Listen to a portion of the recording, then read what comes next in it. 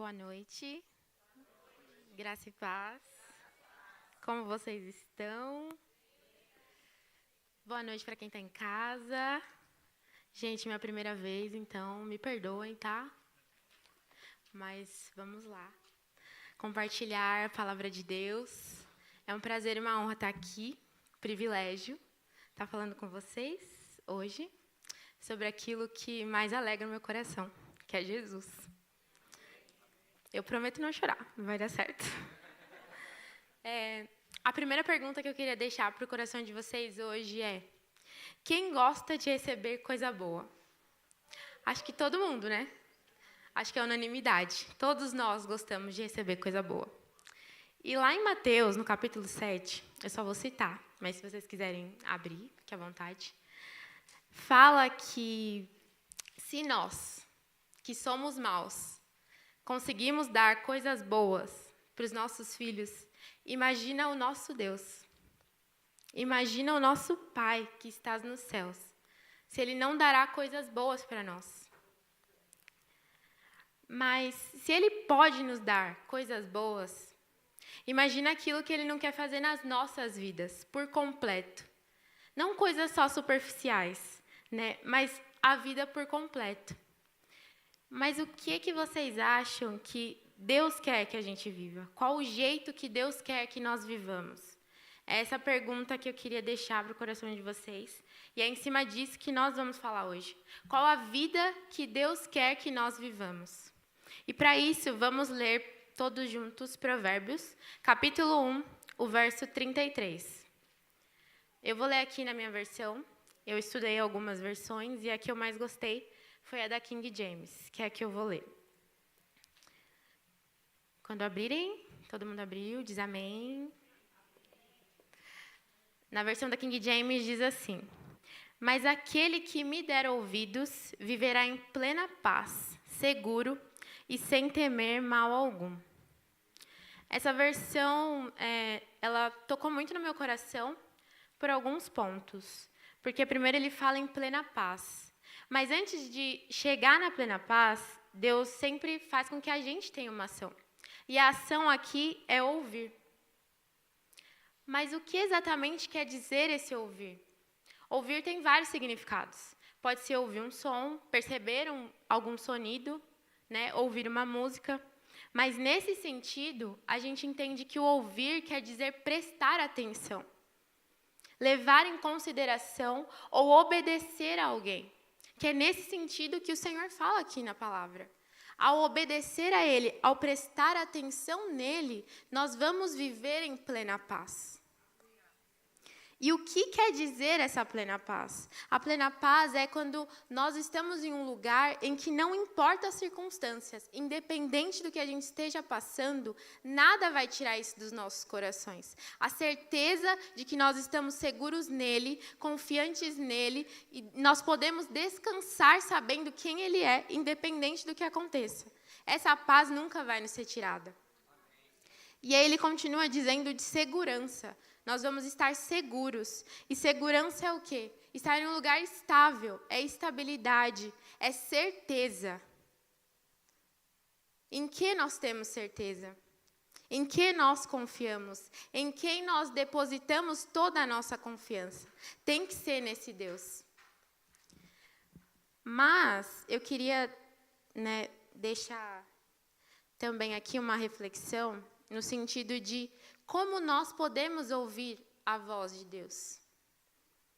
Como nós podemos saber que é Ele que está falando, se a gente não conhecê-lo? Como reconhecer que é a voz dele que está falando conosco, se a gente não tiver a certeza de qual é essa voz? Qual é o caminho que nós devemos seguir? Qual a direção que nós temos que ir?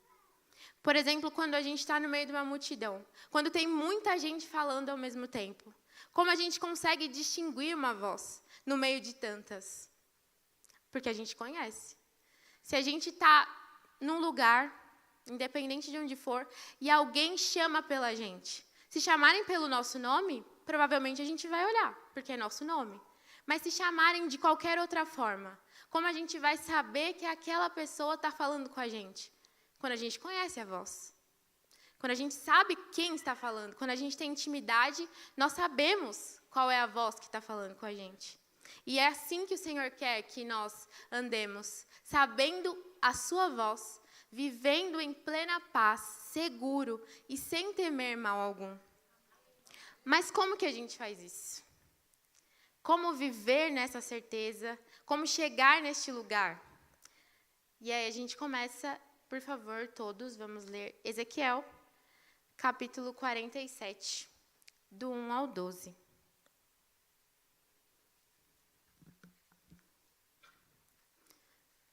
Aqui na minha Bíblia fala as águas purificadoras do templo.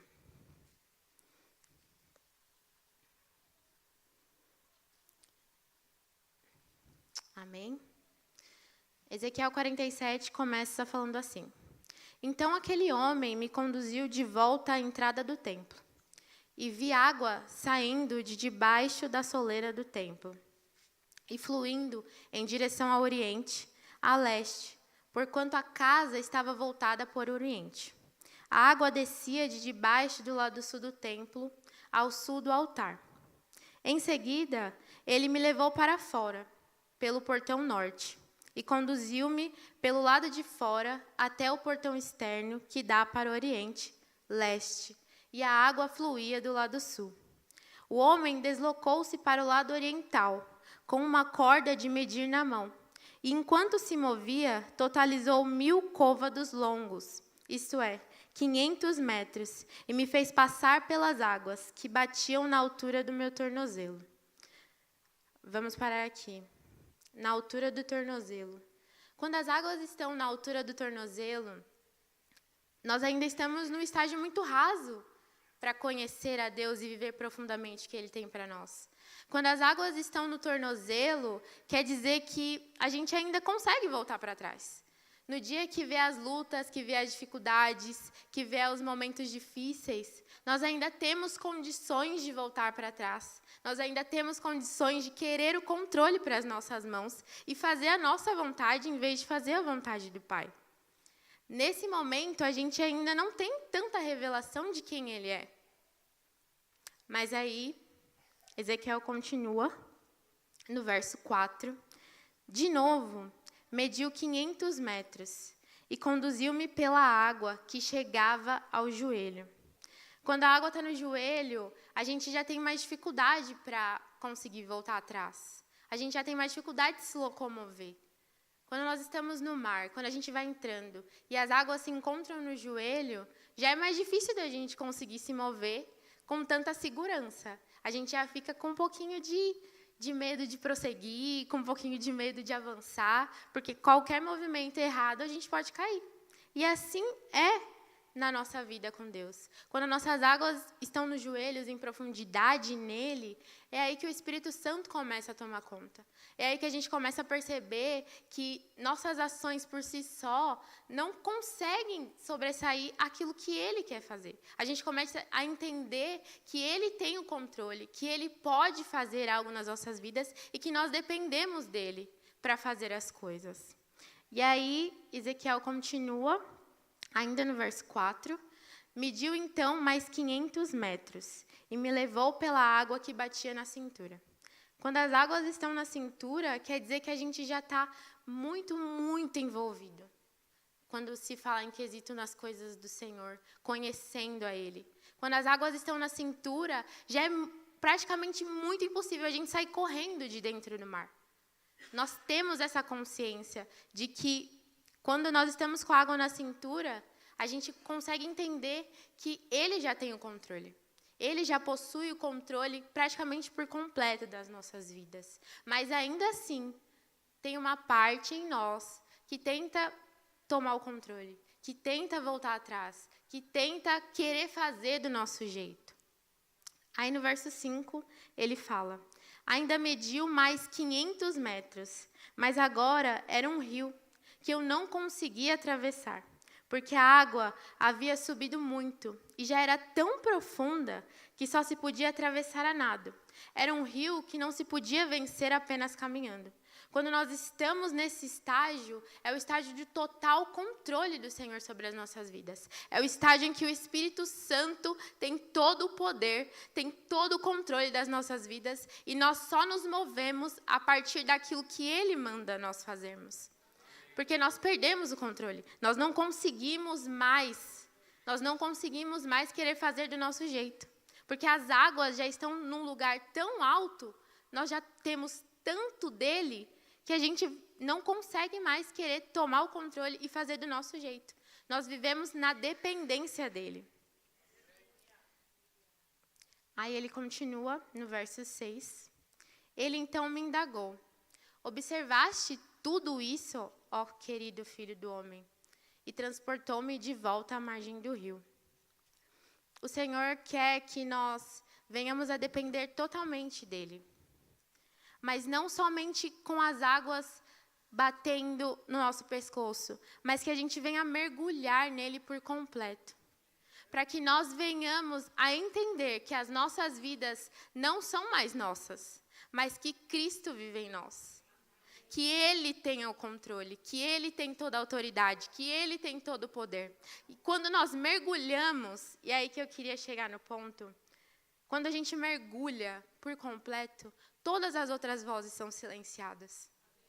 Se vocês já tiveram essa experiência de mergulhar, quando a gente mergulha, todo o som que está em volta, longe da água, ele se silencia.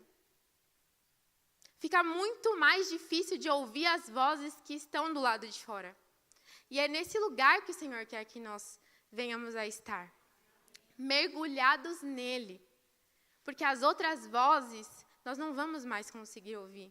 E a voz dele vai ser nítida, vai ser clara. E ninguém vai poder dizer A ou B, porque a gente vai falar, não, eu ouvi ele falar comigo. Eu ouvi ele dizer a verdade para mim. A verdade que liberta, a verdade que salva, a verdade que transforma as nossas vidas. E a partir dessa verdade, de ouvir a voz dele, nós vamos sendo conduzidos por ele. Nós vamos sendo levados por ele e viveremos essa plena paz, viveremos em segurança e viveremos sem temer mal algum. É nesse lugar que o Senhor quer que nós venhamos a estar. Amém? Amém. Aí no verso 7, ele fala assim: assim que cheguei, notei muitas árvores em cada lado do rio. E lendo essa passagem, eu me perguntei de que rio Ezequiel estava querendo dizer. De que rio ele estava querendo citar aqui. E pesquisando e lendo referências, ele falava do rio que havia no Éden, na criação de todas as coisas.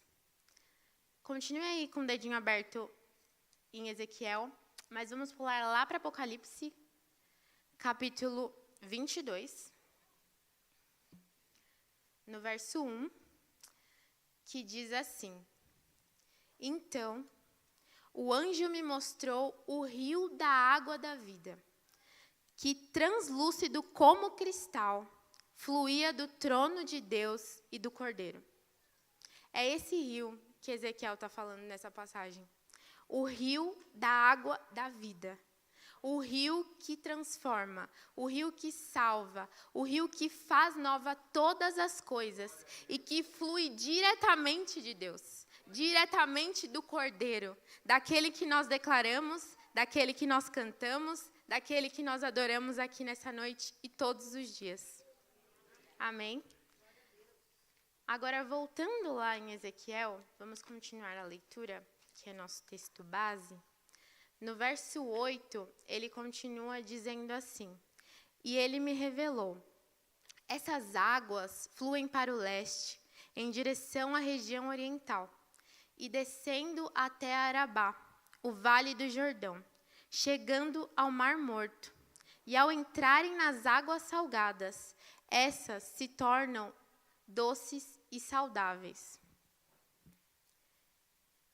E eu fui pesquisar o porquê dele falar, sobre o Mar Morto, sobre essas águas se tornarem doces e saudáveis. O Mar Morto, ele é um lago que está localizado no Oriente Médio, que está entre os territórios de Israel, a Palestina e a Jordânia. E ele tem esse nome, Mar Morto, porque realmente não há vida naquele mar. Não existe vida alguma no Mar Morto. Mas por quê, né? Por que não existe vida?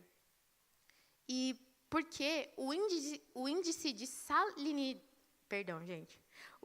salinidade do Mar Morto é um dos mais altos que existem no planeta, se não o mais alto.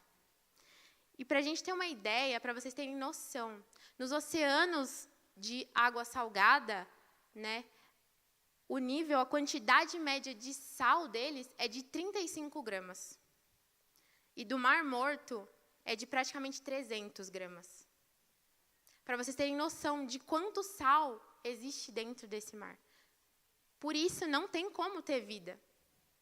Mas a gente leu aqui nessa passagem que quando essas águas descem até o Mar Morto, elas se tornam doces e saudáveis.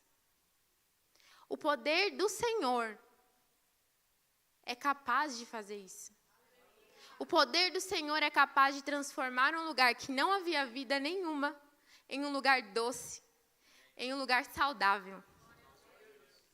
E aí ele continua dizendo no verso 9: por onde passar o rio, haverá todo tipo de animais e de peixes, porquanto essas águas límpidas fluem para lá e saneiam as águas salgadas, de modo que onde o rio passar, tudo ganhará vida. Aonde o rio que flui do trono de Deus passar, na minha e na sua vida, tudo vai ganhar vida. Tudo, porque para Deus não é impossível. Se no rio mais que não havia vida alguma, o Senhor está dizendo que Ele transforma, que Ele faz haver vida. Imagina na nossa vida, o que Ele não pode fazer, o que Ele não pode operar. Então, nos lugares em que eu e você achamos que não há mais como ter vida, nas situações da nossa vida em que a gente acha que não há mais esperança, que tudo se acabou, o Senhor diz que ainda há vida, ainda há esperança, ainda há o que fazer, porque é Ele que opera, é Ele que faz, e a última palavra continua sendo dele. Amém? E ele continua dizendo no verso 10, os pescadores estarão junto dele, estarão junto ao rio. Haverá lugar para estender as redes, desde En-Gede, fonte do bode, até em Eglaim, fonte das bezerras. E as pescarias serão fartas, com peixes de várias espécies, como os pescados no mar Mediterrâneo. O Senhor não só traz vida, Ele não só trouxe vida ao mar Mediterrâneo, como Ele também fez com que houvesse peixes naquele lugar. E peixes em abundância. E é assim sobre nós. É assim nas nossas vidas. Quando nós mergulhamos no mais profundo do Senhor, quando nós deixamos com que Ele conduza, quando os rios de águas vivas fluem através de nós, há vida. E não só para nós, mas para que outros venham, para que outros desfrutem, para que outros possam experimentar essa vida junto com a gente. No verso 11 ele fala, todavia seus charcos e pântanos não represarão água potável e serão deixados para a produção de sal. Então, junto ao rio, em ambas as margens, nascerá todo tipo de árvore que dá fruto comestível. A sua folha não murchará, nem o seu fruto apodrecerá, e produzirão novos frutos todos os meses, porque a água que flui do santuário é purificadora, e chega a elas. Seus frutos servirão de alimento, e suas folhas de remédio. As águas que fluem do trono de Deus são purificadoras, e elas purificam tudo, tudo nas nossas vidas. Tudo por completo. Mas lendo essa passagem de que nós somos como essas árvores, o Senhor me fez lembrar do Salmo 1. E eu queria que a gente fosse lá para o Salmo 1, por favor.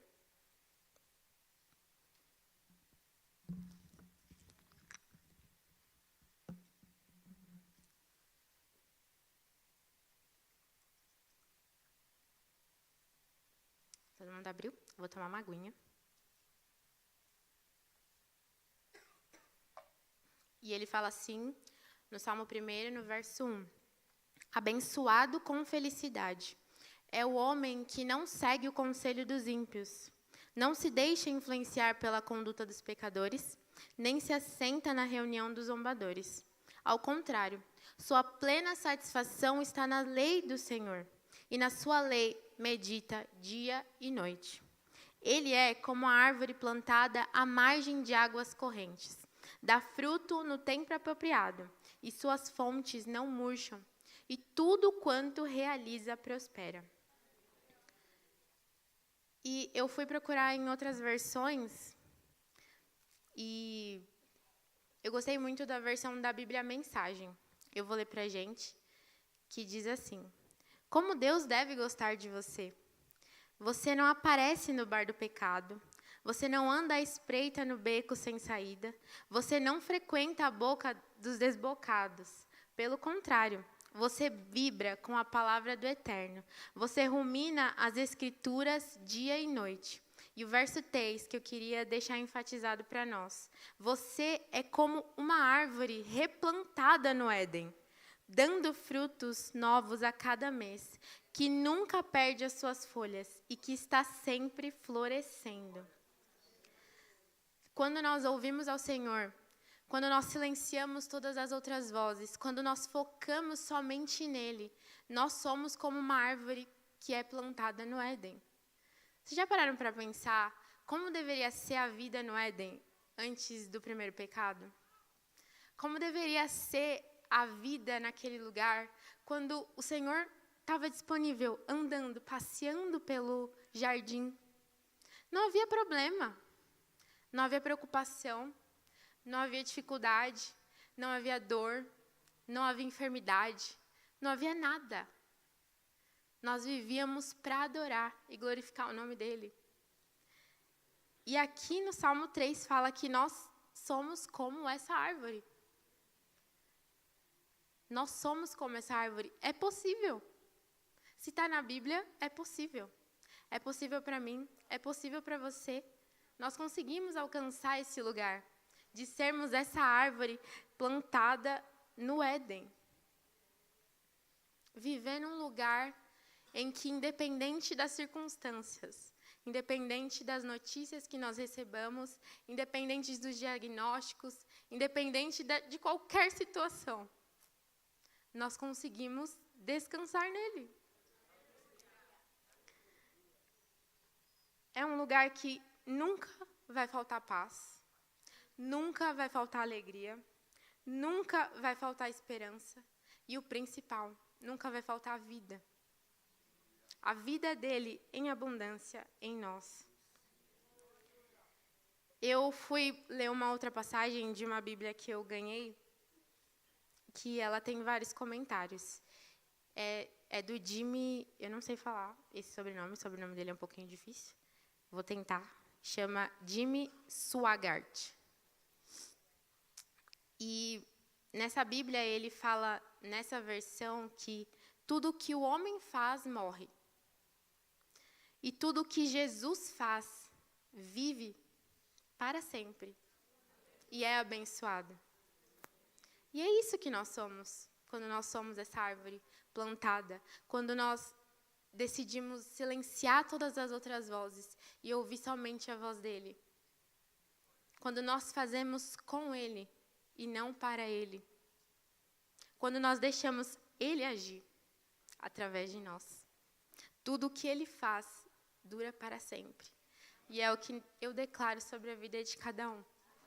Em nome de Jesus. Outra passagem que fala sobre árvore está lá em Jeremias, que eu queria que a gente lesse. Jeremias, capítulo 17. A partir do verso 7.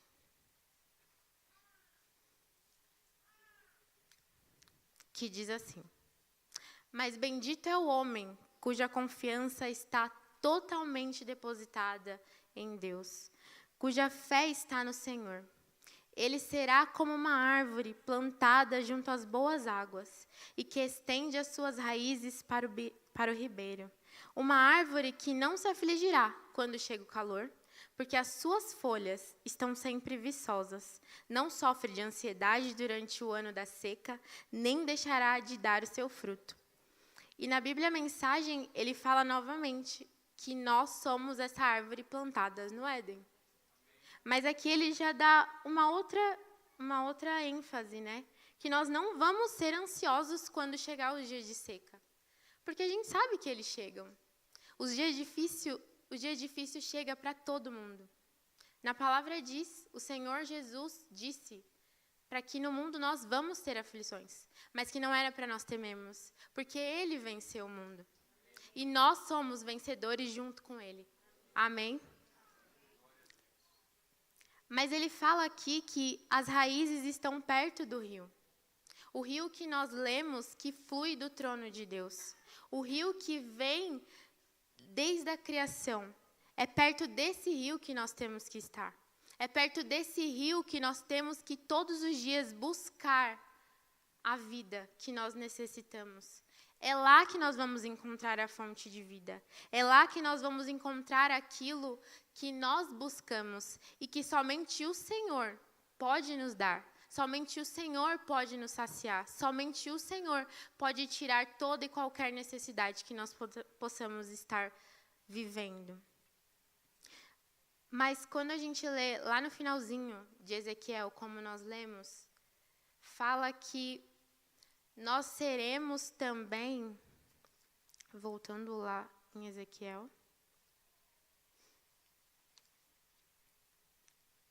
que essa água que flui do trono, ela vai servir de alimento e as suas folhas de remédio.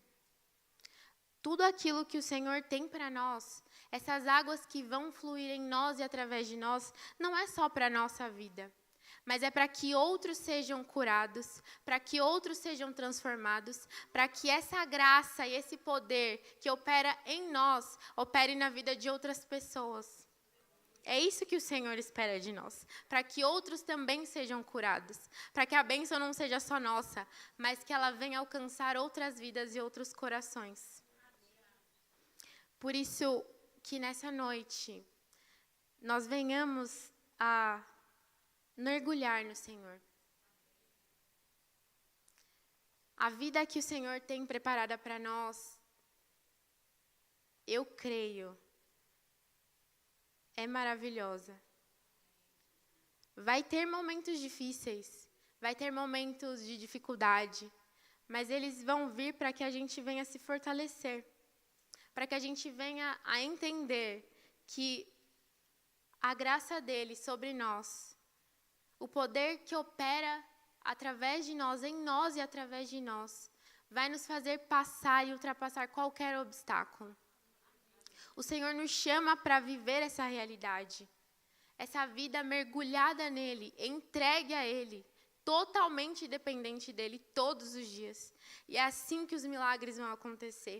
É assim que nós veremos as maravilhas sendo manifestas em nós, todos os dias. E essas águas estão disponíveis. Essas águas estão disponíveis para que a gente venha desfrutar. O Senhor deixou tudo pronto. Nós só temos que ir e ter acesso a essa verdade. Ter acesso a isso que Ele nos prometeu.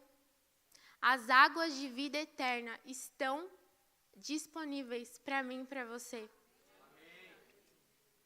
E que nós venhamos a tomar posse hoje, nessa noite.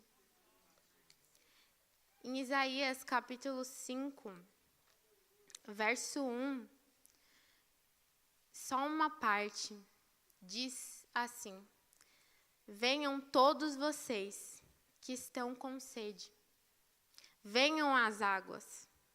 O Senhor nos chama para estar, para buscar e saciar essa sede que só Ele pode. Eu creio que todos que estão aqui já tiveram pelo menos uma experiência com o Senhor. E é engraçado dizer, né? Falar assim, todos que tenham sede. Mas sede do quê? Porque não é a água que a gente toma, não é essa água que está aqui. É a água de vida eterna. É aquela água que, quando a gente menos percebe, tudo mudou. Aconteceu comigo, e eu tenho certeza que aconteceu com você. Naquele momento em que nós olhamos e falamos, Senhor, eu estou curado. Aqueles pensamentos que eu tinha, eu já não tenho mais. Aquela insegurança que cobria o meu coração, aquele medo do que ia acontecer, já não existe mais. Porque o Senhor saciou, o Senhor nos encheu com essa água de vida. O Senhor mudou a nossa realidade. O Senhor mudou a nossa vida por completo. E não é só físico essa mudança. O Senhor não quer derramar só vida no físico. Ele quer derramar vida no espiritual. E Ele quer derramar vida no emocional, no nosso emocional. E para a gente terminar, que eu sou bem rápida, gente. Vamos lá em João, capítulo 4. Que conta a passagem da mulher samaritana.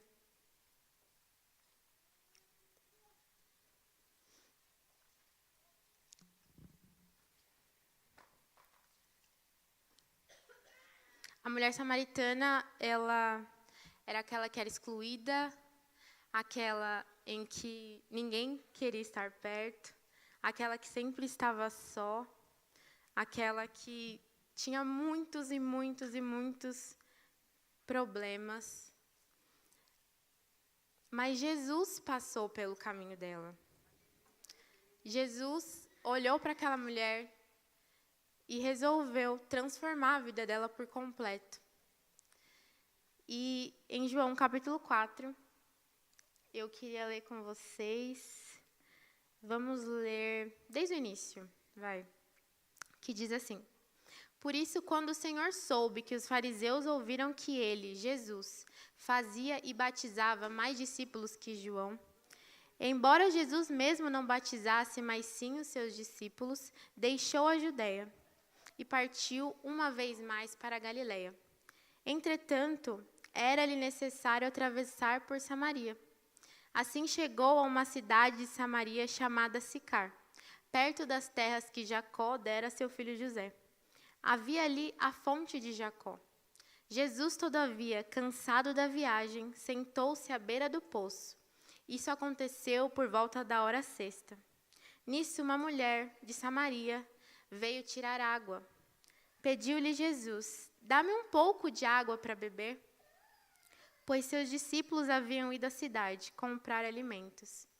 Então lhe respondeu a mulher de Samaria: Como, sendo tu judeu, pedes de beber a mim, uma mulher samaritana? Pois os judeus não se relacionavam bem com os samaritanos. E Jesus respondeu a ela: Se conhecesses o dom de Deus, e quem é o que te pede, dá-me de beber, tu lhe pedirias, e ele te daria água viva. Indagou-lhe a mulher: Senhor, tu não tens com que pegar água? E o poço é fundo.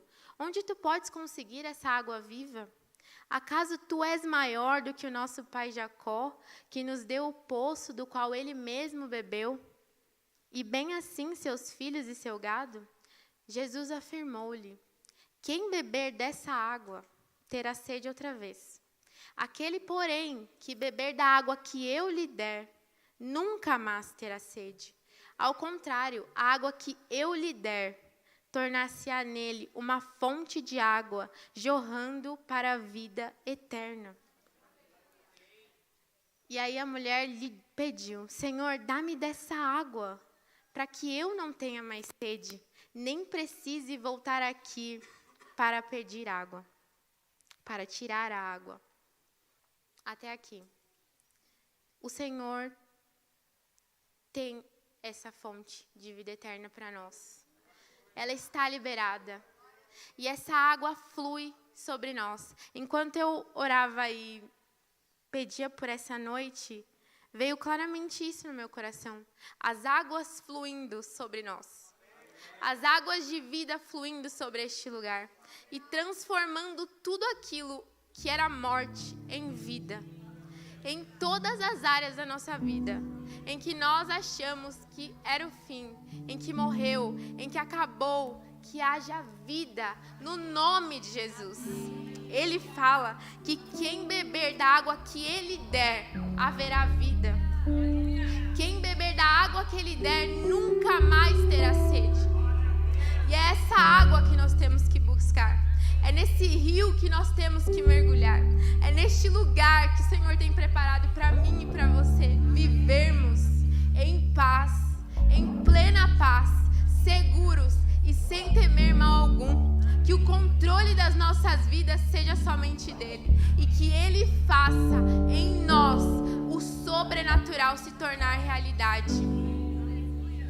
Em nome de Jesus.